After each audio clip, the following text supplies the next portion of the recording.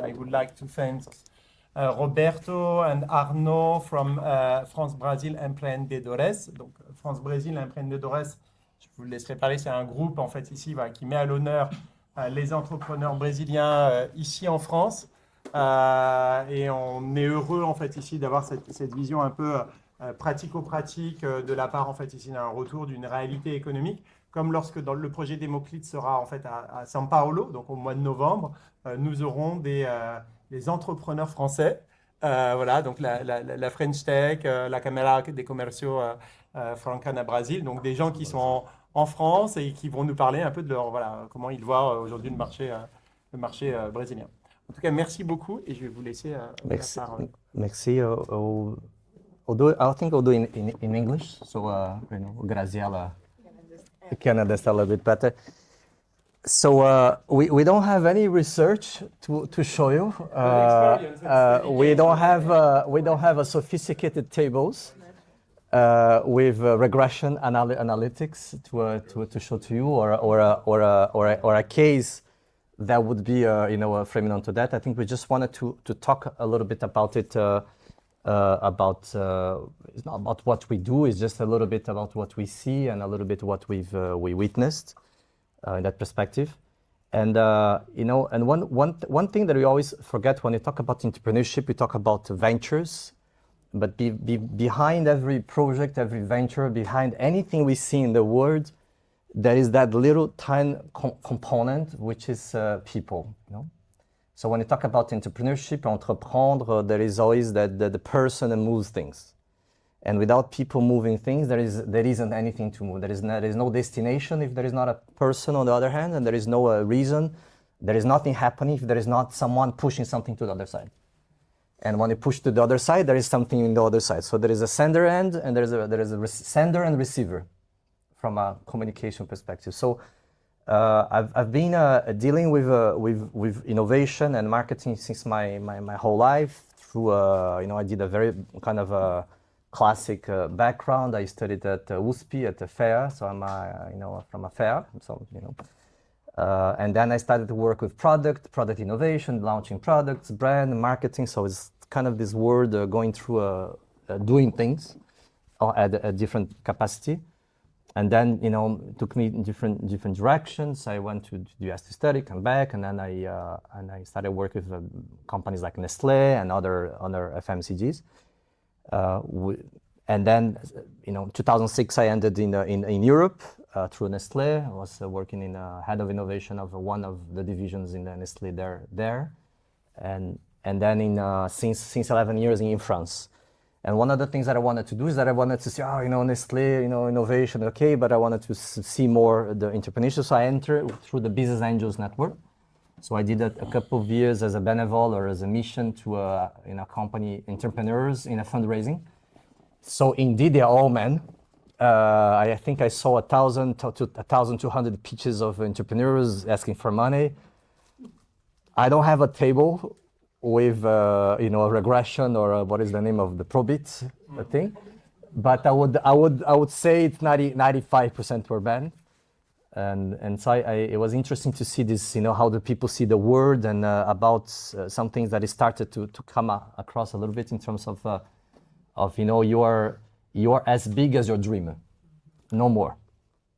So if you dream up to that point, you reach your limit is your dream, not so you can do less than that, but more. So I think we see this ambition, and the fact that people have missions, and then when I started to do that, it reminded me about my grandfather, and I did not know that back then, but I'm a grandson of immigrants from Eastern Europe, and my grandfather immigrated from Belarus with nothing, between wars, and then he went all the way to, through the Rio Tietê, all the way. That was the city, near almost Mato Grosso.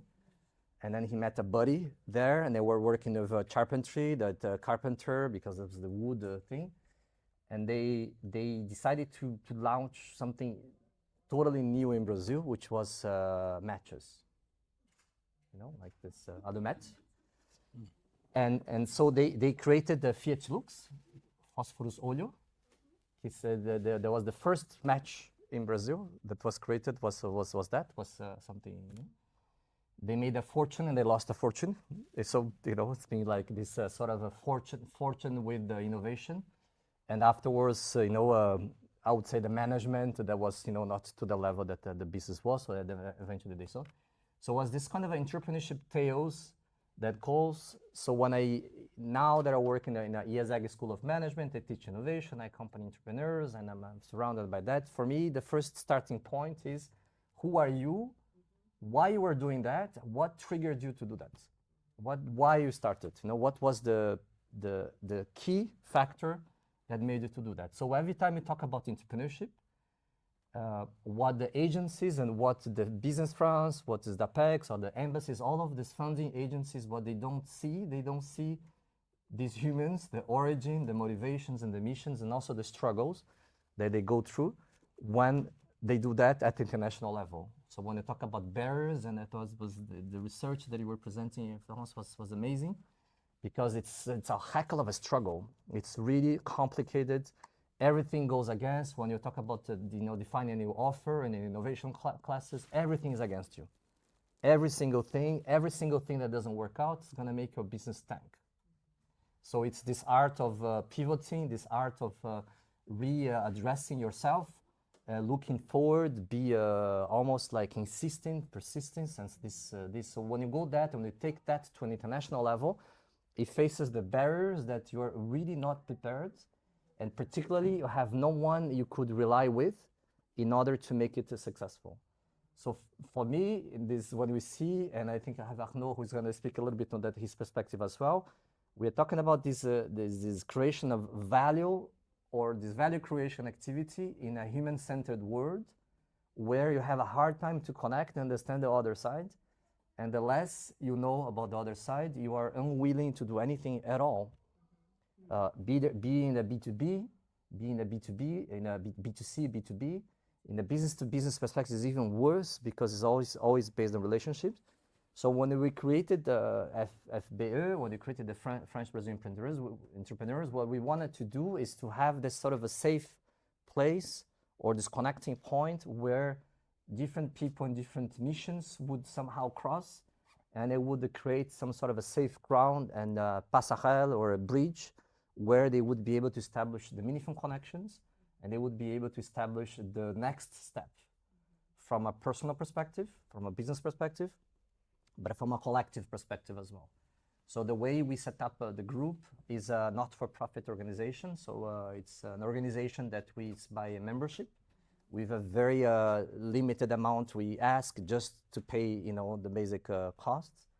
And with that perspective, we try to establish this point to contact, a little bit of expertise, and be able to relate with the funding agencies like APEX, Business France, with whom we work a lot, with the Chamber of Commerce in Brazil, in France, in other places, where we could somehow make a difference in establishing this amalgam, and let's say this connection, this tissue that goes between different places, but also that people make the meaningful connections, be as a client, founders, co-founders, or clients, or anything at all, admin barriers. Everything is very, very complicated.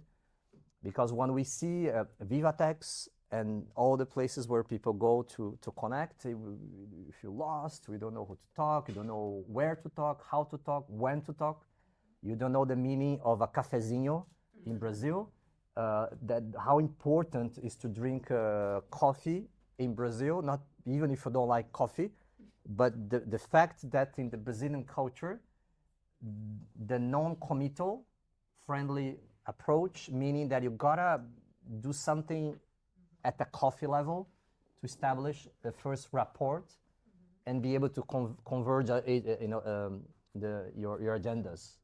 And that's why we have 5, 6, or 8 coffees per day, because you're sort of exploring on that perspective. So what is the meaning of a dinner in France, or all of these little signs which makes the business goes so much further. And without that connection, there isn't anything. And any company that sells anything, you gotta have a salesperson. You gotta have someone who would communicate that value that you create towards another person or a market and would be able to establish and convince them to do it. So the human is the center of that, and the project is a consequence of that. It's just an expression of your missions, visions, personality, and reasons you want to see in the world. So we could spend days to discuss about that, but I just wanted to bring that perspective a little bit, but also invite Arnaud to step in a little bit. Arnaud is our French with Brazilian hearts, and also super involved in so many activities. And I think he wanted to say a few things. Yeah, but at the beginning I was thinking I'm gonna do that in French. But guys, all the speakers were like amazing in English, so I'm gonna try in English. But sorry, because I think my English is a bit rusty. So yeah, I'm French. I'm a tax lawyer. It's okay. It's okay, and it's okay. It's okay. Okay. You don't wanna talk about us while you're French. It's okay. I'm a tax lawyer, and after like 10 years in international law firm, I turned to partner with the first Brazilian lawyer in France that passed the Paris bar. It was in the 1990, and at the beginning the project was this project was held by Francophone and Francophile family from the state of Rio de Janeiro, the Gouveia Vieira family, and the idea at the beginning was to help French group from the CAC 40 to internationalize their business in Brazil. And then the flow has reversed because at that time she started to help Brazilian individuals to invest in France. It was at the beginning a private investment, buy a property, a secondary residence. But then, through that secondary residence, the second generation daughter or children start to move to France and to start a career as a salary or as an entrepreneur. So it's clear that based on my experience, the relationship is a bit asymmetrical for now. French is much more active in Brazil than the Brazilians are active in France. We can also recall that in Brazil it's a market of 200 people that can consume 200 million inhabitants. So their market is already quite big, so they don't need Europe that much. And why, for me, FBE brought something that didn't exist in the past is because institutions are good. We need institutions, Business France, Câmara de Comércio do Brasil na France. But it's clear that we can make business establishing deep connection with people. And if I take the example of FBE, França Brasil Empreendedores, we are going out, we are having drinks, we deeply involved in connecting with each other and knowing its DNA. And you can make much more businesses with this kind of connection rather than just participating to an event. So we switched to connection to friends, and to friends we can build a lot of things. So I will give one example of this network. In Brazil they developed a solution, a payment solution named Pix. Okay, Pix is like in French SumUp or Paylib.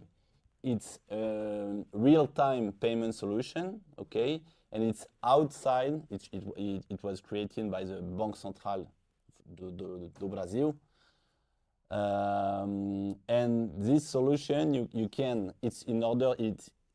enables you to avoid the expensive fee from MasterCard and Visa. Okay. So in the informal sector, it's a very good solution because you can you can make payment without coins, right? So bank accounts. So we were talking earlier about inclusion and innovation, and there is no fee. No fee, okay? And it's just with the app, you can transfer, you can send a payment to someone or to a company.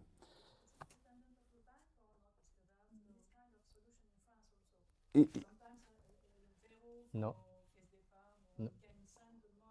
No. The ingenuity of Brazil is that this was developed by the central bank as a payment solution across the country. So it's all banks are connected to. So you don't need a credit card.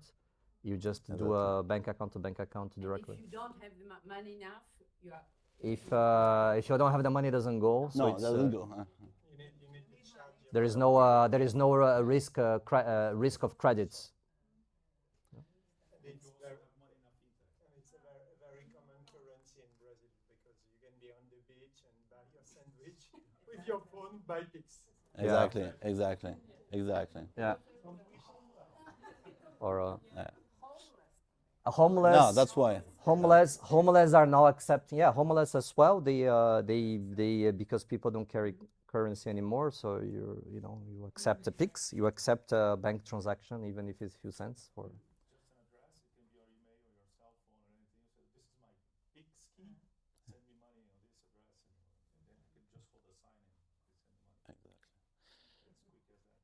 Yeah, and then so we some Brazilian entrepreneur are replicating Pix solution here in France. But already in France we have that kind of services. But why it's important for us now to explain that solution? One example: one guy came to me and he's a donor. He's giving money. Actually, he's half French and half Brazilian. He's giving money to an organization, a humanitarian organization that help kids through education. He's doing some monthly donations. And then he had to stop because he has like some private issue. And somehow, before he stopped, because he's like a godfather, a system of padrinho e afilhado, né? So he was a godfather of one dedicated child, right, in Brazil, at the north of Brazil. And somehow he connected through Instagram to the mother, to the family of this young child. Usually you don't have the right to do that, but somehow with the algorithm, the mother came. They exchanged some messages, but like in a very discreet way. But okay, and in the official channel, you can send a letter with photos of your family, and the Brazilian side can also send you things. Okay. He stopped the godfathering thing, okay, and because it was like, okay, I should warn and send a message to the family why I stopped and why I'm going to help in a different manner. So he sent a message, and the woman say, okay, but you have to say that it's been 2-3 years that I've been receiving more or less nothing from the organization. So for the donator, it was like a shock because he was like helping each month and was like 100 per month euro that can make a difference there. And at the end of the day, it was like, okay, the organization is not doing the bon. I have to say that this organization is not Gol de Letra, okay, because I'm following and I'm an active voluntario do Gol de Letra. Gol de Letra is a Awesome foundation, and you will never have this kind of issue with Gol de Letra. But of course, I will not tell the name of the other. And then I contacted someone from the FBE that was replicating the Pix model here, right?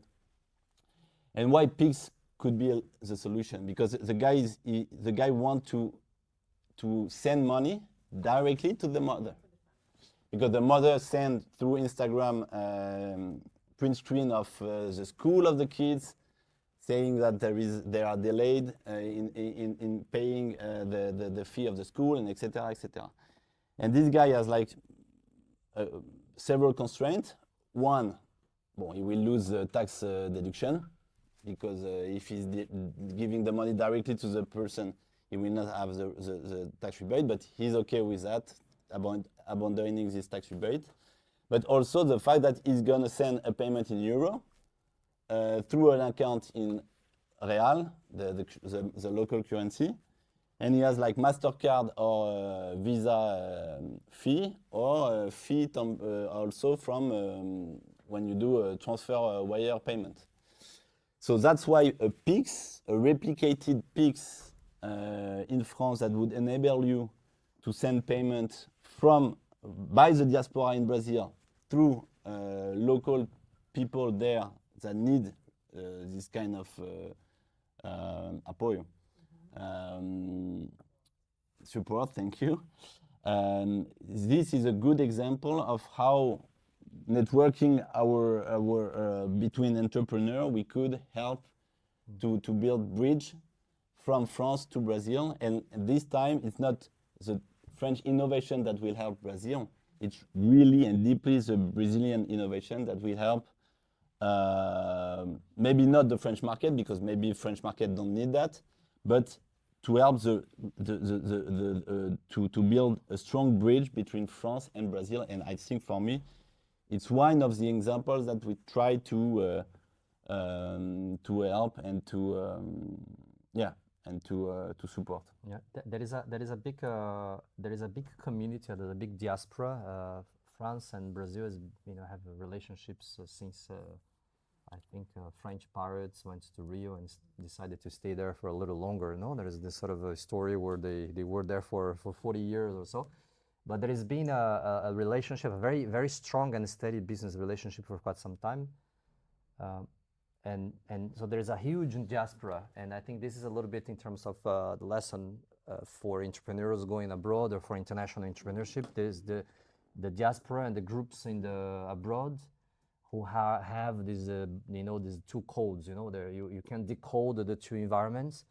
They become one of the key success factors, more than other things, because at the end of the day, you are as good as your execution. If you don't execute, you are a PowerPoint slide. So to execute, you need people moving. If you need, everything, it's about people. So it's actually the people's network that make those ventures succeed in hiring a sales agent or co-founder, or setting up the venture in another place, or do whatever you want to do. It's always about individuals doing that. That works from a local perspective, that works from a regional perspective, a global and international. It's not different. It's just that there is a barrier of not knowing and not being able to map who is out there. So these networks also help you to minimize your risk, because you will get connected and acquainted first before making your decisions about who should be the person that you should do that. And that's... Roberto, how many people do you consider you reach with the initiative, and how do you proceed in order to gather them and to... That's a super good question for us, because we had a lot of debates in terms of we want to have hundreds and thousands of people, and then we settled to say, no, we don't want to be big, we want to be good. So to some degree, we wanted to have a more cohesive group, and today we are a preferred partner of Business France, which is a gigantic organization. So we were, discussing with the Brazilian entrepreneurs coming here through Business France, who are connecting with us, and we were sort of dispatching to people that we know. There is a relationship with Apex, with all of the startups that are connected with Apex. We are connected with the Chambre de Commerce de France au Brésil, c'est CFB, there in São Paulo, where is the CAC 40. We are connected with the CCBF, which is a Chambre de Commerce du Brésil en France, which is a lot smaller, but it's still it's a lot of people. And we are also connected with other groups. So to some degree, our vocation is to reach as many as we can, but And but to I think, together as stakeholders. but be together, because the point is that, and we say this a lot, is that the first, if the plane is crashing, the first person you needed to put your mask on is on you. So if you don't have a goal, if you don't have a mission, if you don't have something to do in your life, business-wise, do that first. That's the first thing because someone should take care of yourself. It kind of starts with you. And the second aspect is that once you do that, there is the us part. So in that sense, we work with a cooperative or a club, which means that we do something which is good for me, but also could be good for others. So we mutualize efforts, costs, we work as a group, and then we have this very healthy relationship, meaning this is good for me, I will do it because it's good for me. But if I do through us, it's because other people would benefit. Otherwise, just do it alone, don't bother. So in that sense, I think it will remove the guilty a little bit and says it's fine. So you have very customized initiatives, more than which are member driven. Yes, member, but more than meetings. No, you have also, you mix. We mix, we organize events, we do things, we because social is important. Members. That's important. Through the membership, we also connect because we're not for profit. We have the legal framework to connect with the embassy, with the agencies in a way that they like to be connected with. If you were a for-profit, or if you were an organization where there would be a monetary intention out of that contact, I don't think that would stick very well with an embassy, or with an Apex to say, who are you, So I think we did decomplexify a little bit and say, we are ASSO 1901, it's Association 1901. It's a very standard legal setup. We, have a membership to cover the costs. As a member, you have entitled to be part of it, do your events. We have a benevolent board members that are in part and preside, and then you have Arnaud and for others. And then for other initiatives, we just take shifts, we organize. It's more entrepreneurial in that sense, because if something is important for one person, we say, do it and bring me along, And another event I'll organize and then I bring you along. So it's a little bit of a co-construction, and we're fine. It's working really well. And also, Florence, it's communication-wise, it's good also for certain members to use the FBE in order to communicate rather than communicate their own brand, their own message, because talking about you, always you is not like that good. Talking about your action through another organization. You help others is better. Exactly. So also FBE can be this playing field useful in order to not to do in order to avoid aggressive communication and ego and self-esteem communication. So we have code of conduct. You have charte, the membres. So if you say if you are aggressive or hard selling or this kind of stuff, exactly. So it's we say if you are a predatory behavior, we say no. No, but it happens. Many people. So it's fine, and I think we decided we don't want to be really big. We want to be good and have a good spirit on that perspective, to also bring it back. There's so many people that don't know much, or they could benefit in access. So I think the spirit is that those who need to connect, and we're okay with that. So thank you very much.